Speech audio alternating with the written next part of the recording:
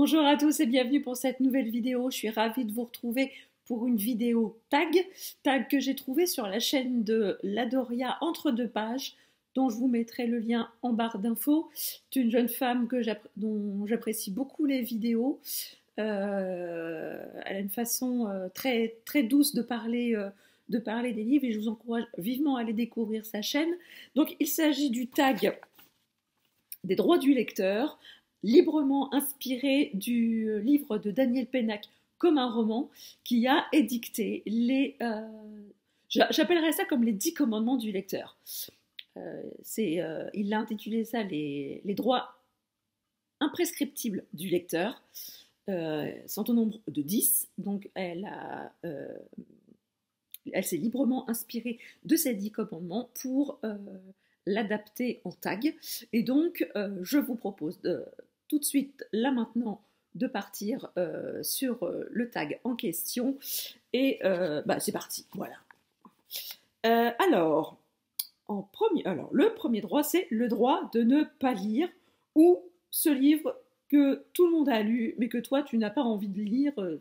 Voilà, ça te branche pas énormément. Alors, j'ai pas réfléchi très longtemps à cette question. Moi, pour ma part, c'est Le Prieuré d'Oranger de Samantha Shannon, je crois. Mais c'est Prieuré d'Oranger, ça c'est sûr. Non, c'est pas Samantha Shannon, ça doit être quelqu'un d'autre. Enfin bref, peu importe. Vous voyez, j'arrive même pas je me souviens du titre du bouquin, mais je me souviens pas du nom de l'auteur. Voilà. Ça prouve bien que j'ai pas une envie irrépressible de me jeter dessus. Non, alors, tout le monde, enfin, je l'ai vu passer partout l'année dernière, avec des avis dithyrambiques pour certains, et alors, pour certains, c'était le chef-d'œuvre de l'année, pour d'autres, c'était une daube sans nom. Des fois, je me dis, bon, je vais le lire pour me faire une idée, mais là, je sais pas pourquoi, ça ne me tente, mais absolument pas, j'ai pas envie d'y aller, mais pas envie. Bref, vous l'aurez compris, Prieuré d'Oranger, pour moi, ça pas quelque chose qui me hype du tout, mais alors pas du tout. Voilà. Ensuite, le droit de sauter des pages, le livre que tu as lu en diagonale en sautant des pages, donc. Et ben là, alors je vais peut-être me faire jeter des cailloux par les puristes, hein, mais je crois que c'est Proust. J'ai lu 2 romans de Proust, du côté de chez Swann. Oui, non, j'ai dû lire que du côté de chez Swann, je crois. Voilà, ouais, que du côté de chez Swann. Et j'avoue que 50 pages pour décrire un barreau de chaise, bah vous les passez. Hein. Une fois qu'on a bien décrit en 2 phrases le barreau de chaise, on passe sur la suite. C'est ce qui m'a fait, c'est ce qui me fait un peu repousser la lecture des romans de Proust, parce que, 50 pages pour décrire un barreau de chaise, moi, ça me passe l'envie d'aller au plus profond de l'histoire. Alors c'est con, je passe sûrement à côté de quelque chose de super, de génial, mais là franchement, moi, j'avoue que là j'ai pratiqué la lecture en diagonale et bien m'en a pris d'ailleurs. Troisième droit du lecteur, le droit de ne pas finir à lire un livre que tu as laissé en plan, ou, alors moi du coup je l'ai un petit peu adapté celle-ci, c'est plutôt pas un livre qui est resté en plan, mais un livre que j'ai abandonné. Parce que voilà, maintenant je me donne. Alors, c'est pas que là pour vous dire, le dernier livre que j'ai abandonné, je ne m'en souviens même plus. Parce que je ne m'en souviens plus.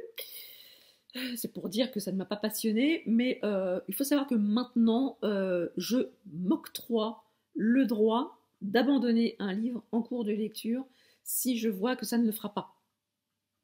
Avant, je me disais non, mais vas-y, va au bout, on ne sait jamais.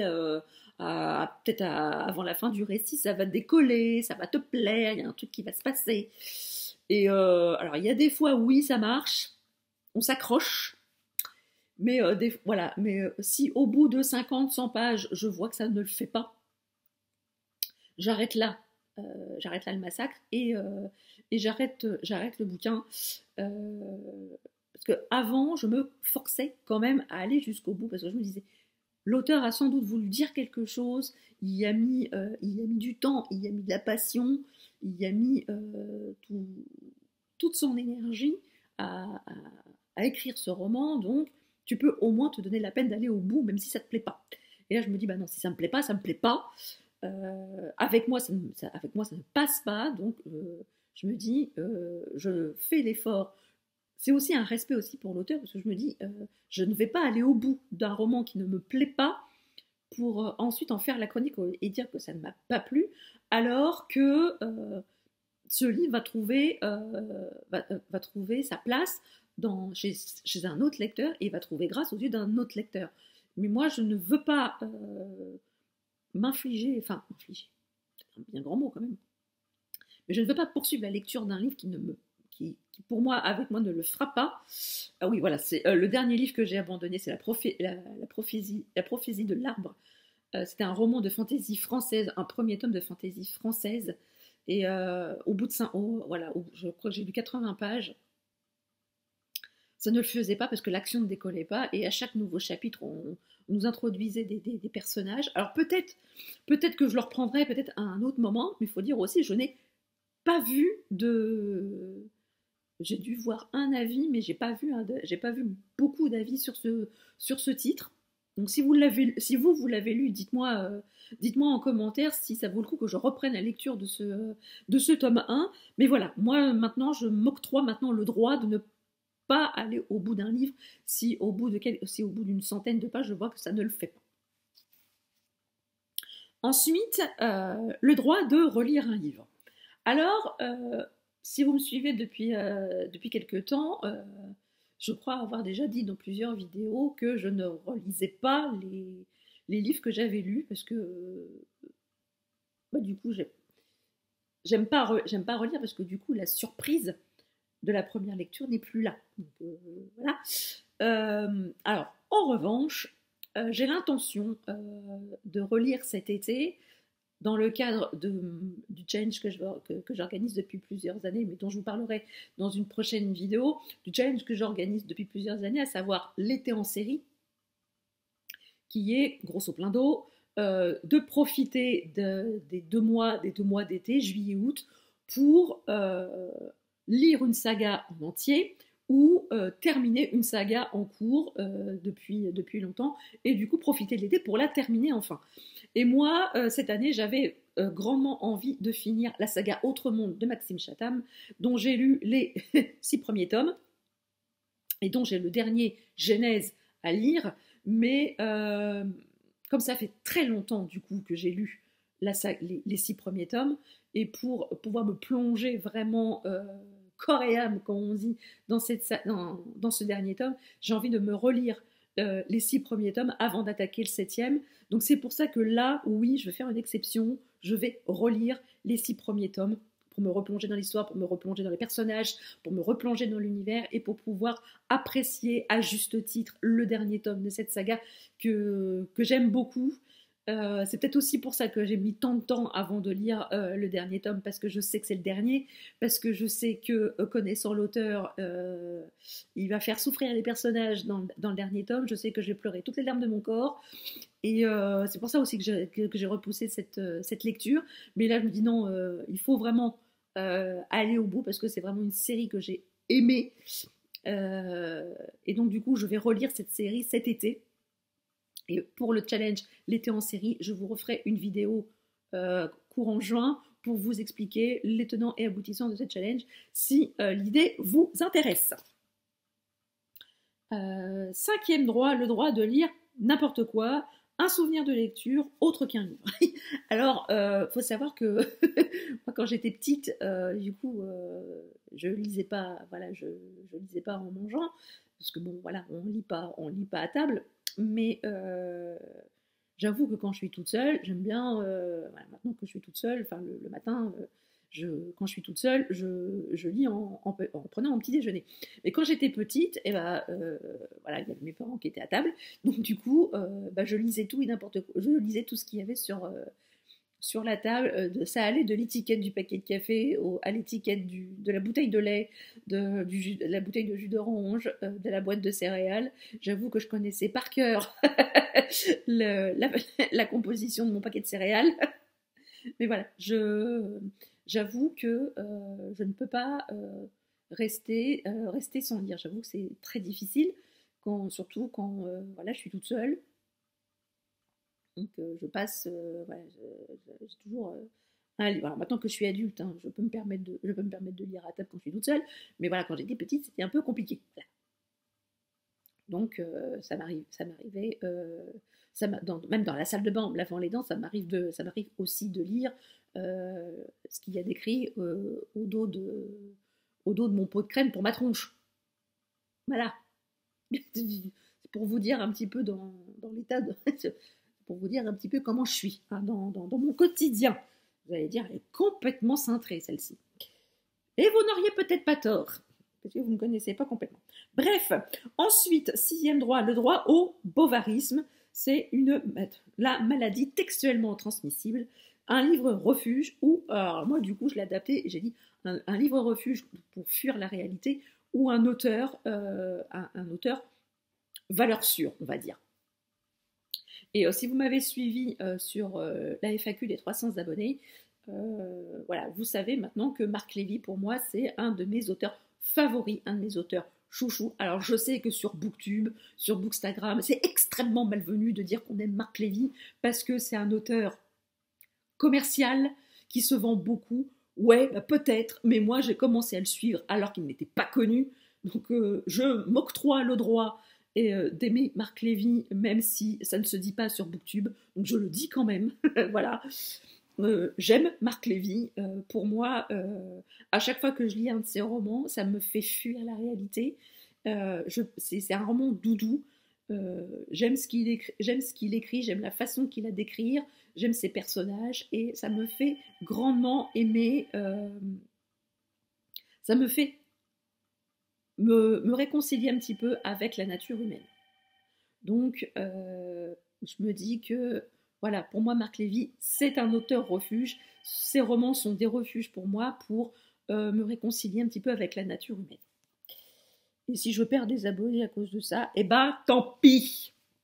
Voilà. 7e droit, le droit de lire n'importe où ou un endroit insolite pour lire. Alors, un endroit insolite, j'en ai pas qui me viennent à l'idée.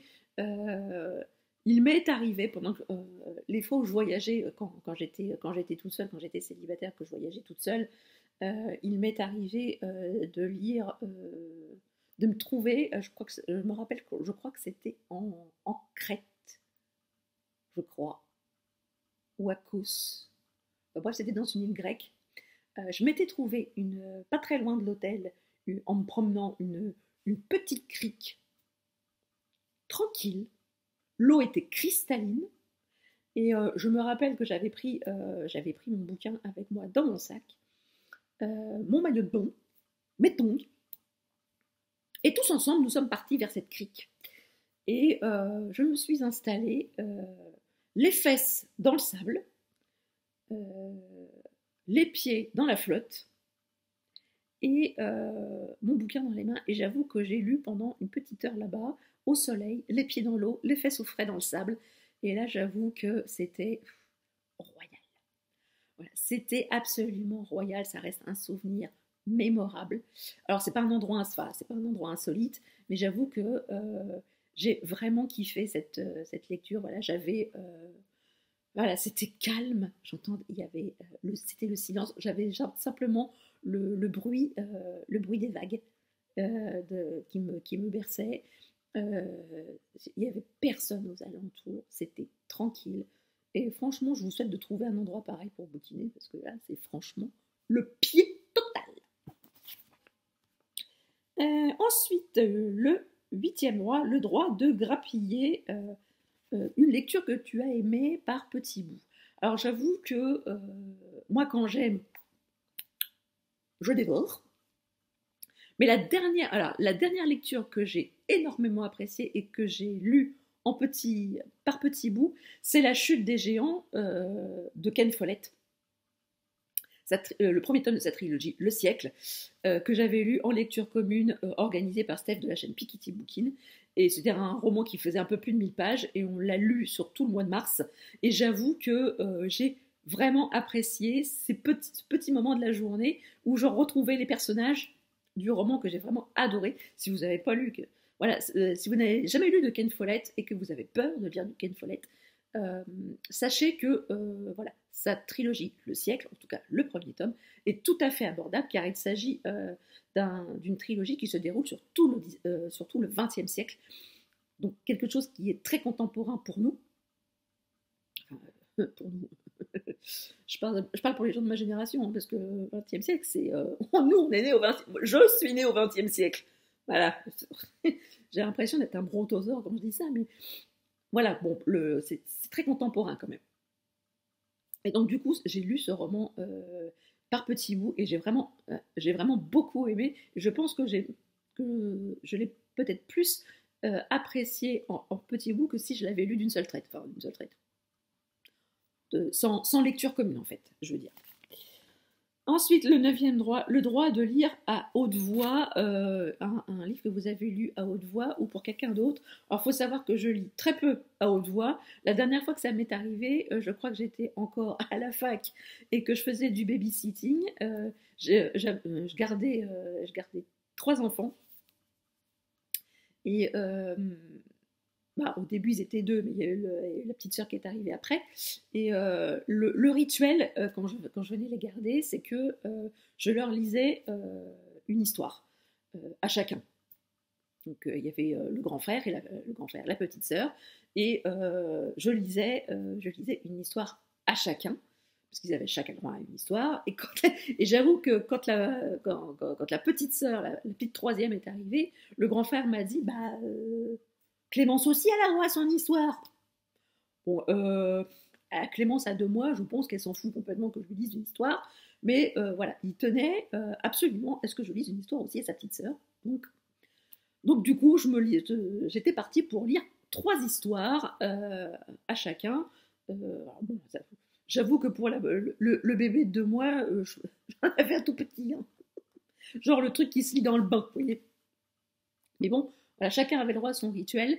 Et je crois que c'est les seules fois où je lisais à haute voix pour quelqu'un. Ou peut-être de temps en temps à mon chéri. Quand on est tous les deux couchés et que par moments ou je râle, ou je peste, ou j'éclate de rire, des fois il me regarde, qu'est-ce qui se passe? Et donc du coup je lui lis le passage pour lui expliquer le pourquoi du comment.